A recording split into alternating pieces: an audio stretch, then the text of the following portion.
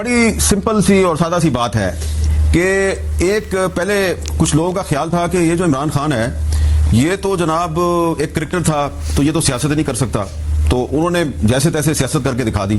پھر تھا کہ یہ تو اسٹیبلشمنٹ نے ڈائریکٹ اس کو مینیپولیٹ کر کے پرائم منسٹر آفس میں بٹھا دیا ہے، تو یہ تو ایک دن بھی حکومت سے باہر نہیں رہے گا اور یہ تو سروائیو ہی نہیں کرے گا. تو انہوں نے سروائیو بھی کر کے دکھا دیا.